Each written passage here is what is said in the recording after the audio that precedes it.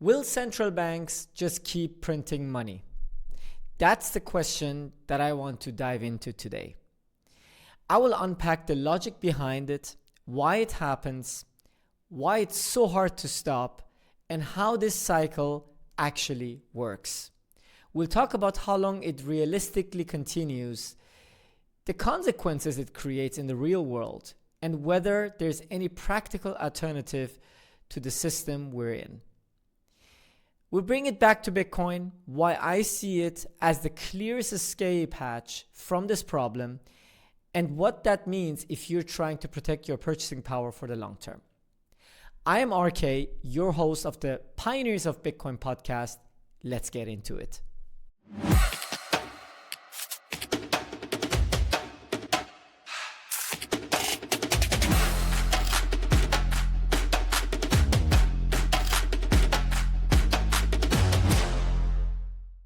Hi everyone, and welcome to another episode here at the Pioneers of Bitcoin podcast. Today is December 4th, 2025, and the Bitcoin price is right now at almost exactly 93,000 US dollars. And today I thought I would dive into a topic which is a little bit more fundamental, and many people still struggle, including myself, to understand, which is why central banks actually print so much money and whether there is actually a solution to it. And the best way to explain this is obviously to look in the past and study the history of money and understand how currencies have come and go. I'm not going to go into too much details in this video about that, but I want to give you a perspective of how big this issue actually is.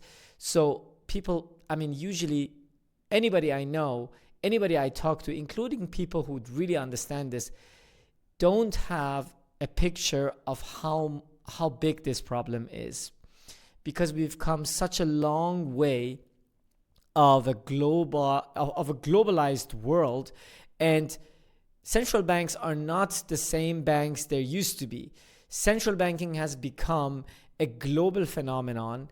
We have it everywhere, and there's literally no single country left that is actually on a gold standard anymore. And every single currency you see today is not backed by any gold, which means that they can print money at will, and the strongest among them, which is the United States or the US dollar, can actually export that money that they print into other countries, which makes the problem even bigger and take even longer to unfold. So what do I mean by that? I saw this tweet the other day. Actually, the tweet is from today. I saw it today. And the tweet is from James Lavish, and it's a very short tweet, but it's astonishing actually. He says, "Good evening. It took approximately 205 years for the US Treasury to accumulate its first $1 trillion of debt. The 38th trillion took them only 71 days. Have a great night." That's the tweet. Okay, so let's unpack that. So over 205 years, the Treasury was able to accumulate 1 trillion. And the last trillion they added, the 38th trillion that they added, took them 71 days.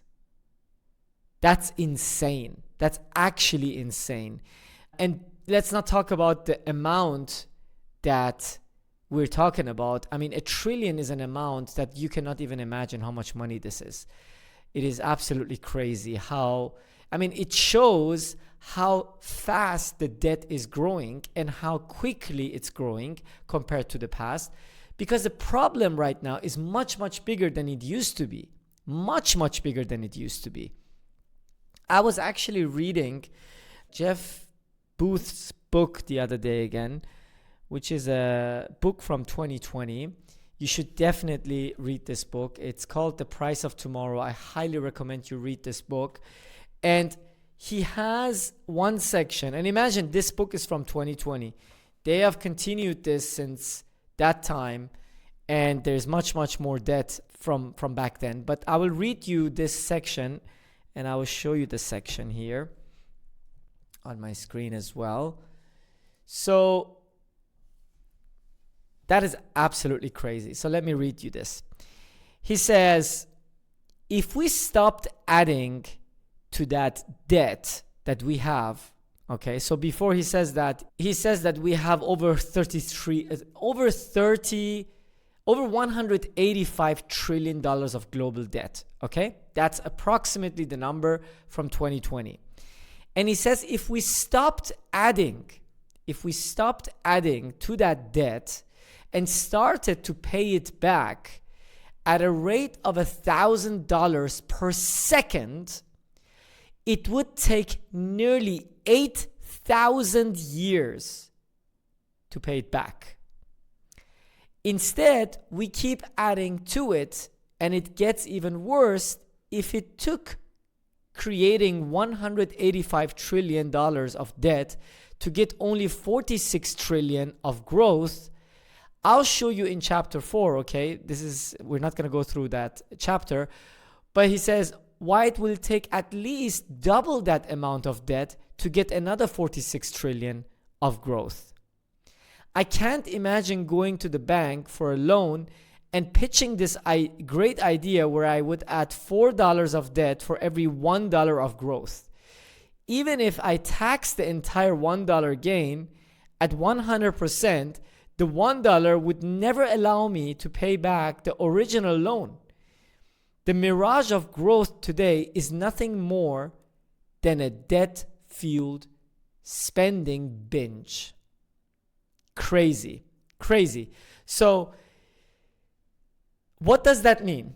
It means that practically we will never ever be able to pay this debt back, because it will take us, even if we stopped the money printer today and we stopped taking more debt, today it would take us more than 8,000 years to pay it back. So what is the solution? That's the question. What is the solution? Well, I always say there's only two ways out of this situation, right? So what is debt? Debt is an amount that we owe to others. Okay? That's, I think, very, very clear. And if the debt can be printed with no economic output, it means that we can actually devalue the debt. Okay, what does that mean? It means that that's the logic behind every central banker dilemma, right? If we just keep adding to this debt by just printing more of the same currency, the old debt that we used to owe is devalued, and the inflation that we will create through that will take care of the debt. So it means that the money itself has to lose value for the debt to disappear. If I owe you $100, okay, and today you can buy with $100, let's say you can buy with $100, you can go actually to a restaurant, have a very nice dinner today with your wife, okay, and I owe you $100. But I cannot pay it back to you right now. I can only pay it back to you in, let's say, 5 years. In 5 years, that $100 could buy you and your wife, for each one of you, one meal. But after 5 years, you can actually not get 2 meals anymore with that $100. Instead, you can only purchase one meal. So you cannot go with your wife anymore. You can only go by yourself. So what did happen? During this 5 years, I still owe you $100. Don't forget, I still owe you the same amount. the same nominal amount. But the same nominal amount will be able to buy you less now after 5 years.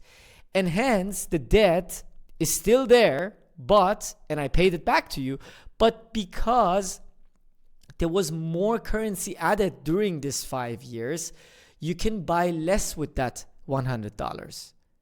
Which means the saver, the person who saved the $100 for this amount of time, of 5 years, paid for the debt that I actually owed. I actually owed it. I should be the one who should be punished because I didn't pay it back 5 years ago. I paid it back 5 years later. But because the currency is being devalued, I'm being rewarded as the guy who actually owed the money. So the system, as it's designed, has to add more currency into its system. And if it doesn't, and let's go to the other alternative, what would be the other way out of this situation? The other way would be that we actually let all this debt to come due, okay? That we stop printing money right now and we grow the economy, and through the growth of the economy and revenues and tax revenues that the government gets paid, they pay back the debt, okay? The problem is the government doesn't make as much as they owe. That is the problem.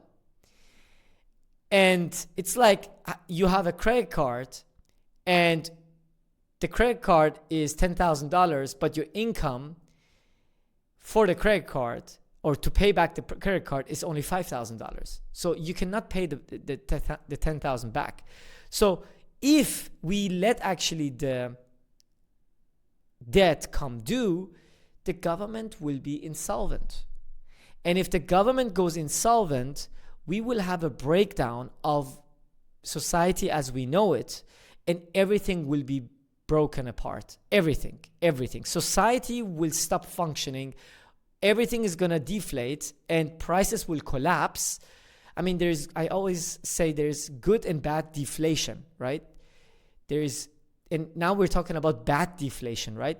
Deflation is very bad if everybody is in debt. If everybody is in debt and deflation happens, everything collapses and people have no savings and they all have debt and they can no longer pay that debt back.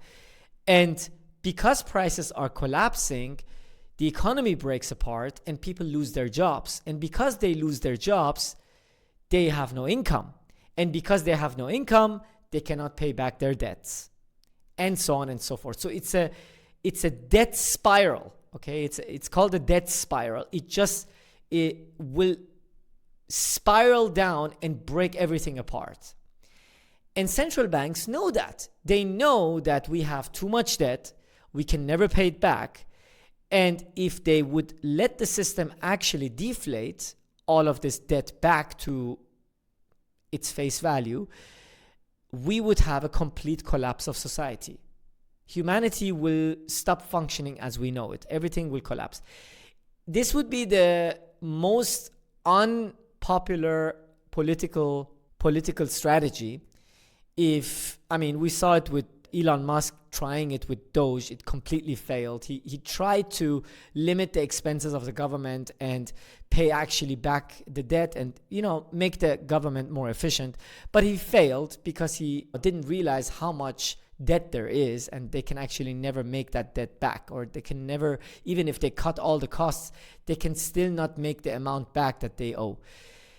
Long story short, there's only one politically realistic way out of this. Print more money and add more to the existing debt. Okay? And that makes sense. Why? Because we saw it in history happen over and over and over again. This is nothing new, guys. This is absolutely nothing new. We had it in the past, and I'm going to show you this passage I was reading in this other book. Not sure if you can see this, but this book, by the way, I recommend this book as well. It's from Adam Ferguson, And it's about the Weimar Republic, Germany, after World War I, and the hyperinflation that happened in Germany. It's called When Money Dies. That's the name of the book. Let me just show you this book. This is the book.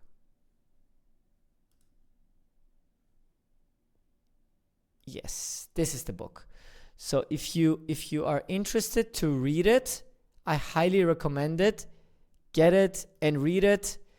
And it's a history book. It's very, very interesting. So coming back to the section that I was reading in this book, and it actually shows how it actually feels during these times when there is a lot of inflation. So let me read this passage. It says,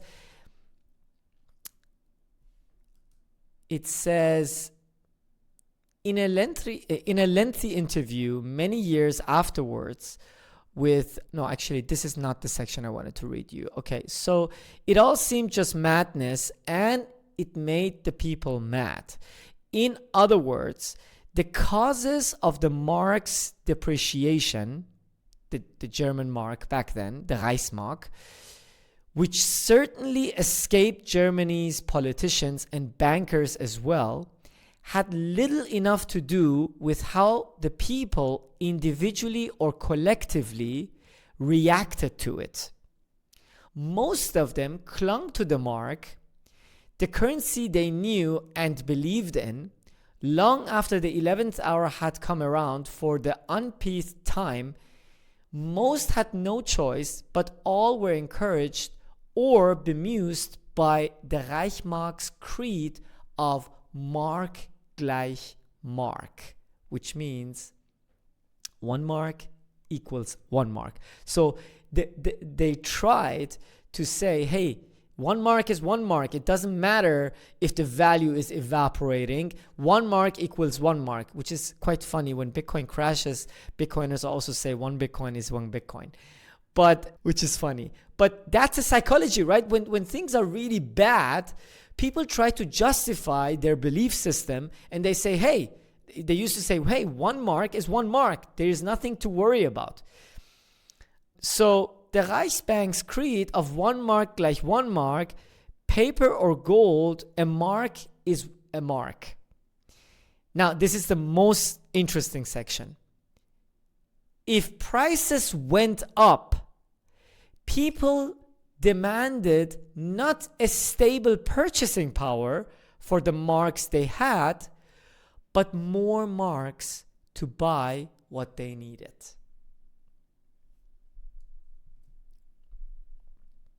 What does that tell you? It tells you that people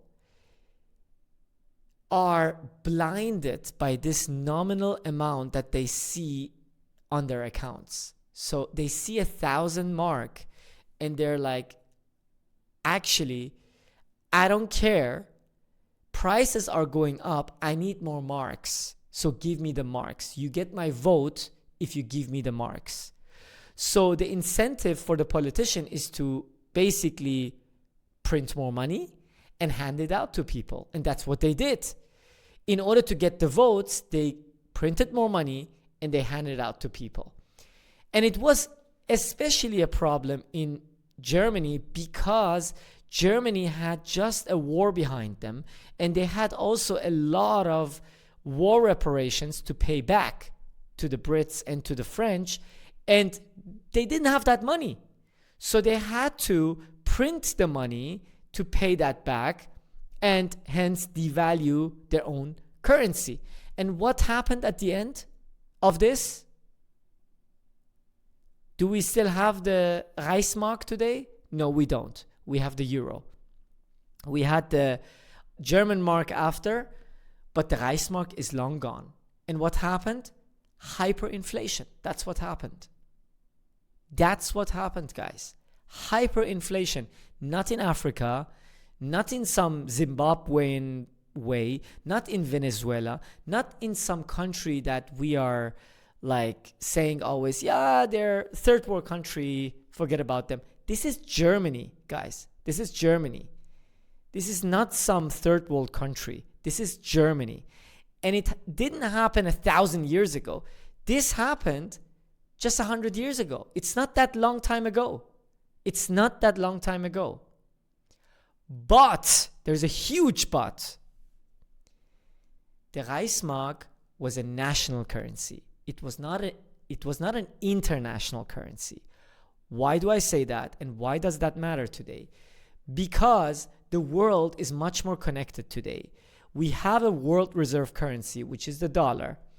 And the world reserve currency, the dollar, is not only demanded nationally in the US, it's demanded everywhere else as well. It's demanded outside of the US as well, which means that this process of inflation and, God forbid, hyperinflation, I don't wish that happens, guys. I obviously don't wish this happens to us. But that's the end result of every single fiat currency we've seen in the past. Every single one of them, all of them have hyperinflated.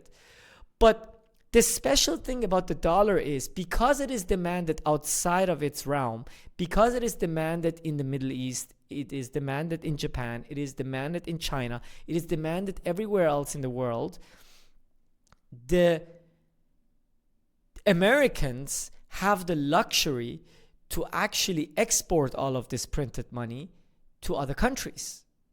So they don't sense this hyperinflation now that Germany sensed back then. But there's only an amount of time that needs to pass and an amount of debt that you need to reach until everybody loses faith in your currency. And we are in that process already. It doesn't happen overnight, okay? Especially if the currency is demanded elsewhere as well. It takes time. Why? Because all the debt is in this currency worldwide. Most of the debt is in dollars. The debt is not in euros. The debt is not in yen. There is debt in these other currencies, but most of the debt is in dollars, which means the dollar is always demanded. Every time we have a deflationary shock, like in COVID, like in 2008, everything crashes. Why? Not because the dollar is becoming more valuable. No, because people are getting margin called. People are owing money in dollars. They need to buy the dollar to pay back what they owe. And they sell everything they have. They sell all their stocks. They're even selling their gold, and so on and so forth, until the backstop comes and the money printer comes and inflates everything back up again. Because if they would let that deflation go, everything would collapse. So, what's the conclusion? The conclusion is there's only one way out of this, which is more and more debt. And anybody saving in these currencies, including the US dollar, is going to pay the price, because you will be able to buy less and less and less over time. I'm not saying we will have hyperinflation in the US or in the dollar within 5 years like we had in Germany. Germany was a different situation. They were a local economy. They were having a war to deal with. And it's a different world today, okay? The world is much more connected today. We have the internet. Everything is different today, okay? But it doesn't change the fact that people can lose faith in a currency. And if they do, they flee to alternatives. They flee to money that the governments cannot change, cannot produce out of nothing, cannot seize, cannot control, and cannot take away. And what is that? It's gold, it's silver, it's Bitcoin. The best version of them is obviously Bitcoin. Why? Because Bitcoin is digital. Gold is not digital.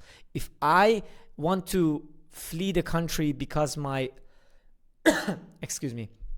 because the government of my country is becoming hostile, because there's a lot of inflation and they are seizing people's money. This is the end stage, by the way.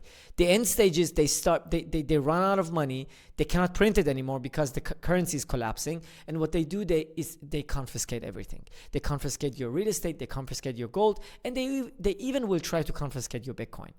But what is the hardest asset to confiscate is Bitcoin, because you can store it on a wallet and carry it with you with no burden, without anybody able to stop you. That is why Bitcoin is the best escape out of this situation. And the end game is always more debt. There is no alternative. There is always more debt that needs to pay the old debt. They're trying to, it's like refinancing your real estate, okay?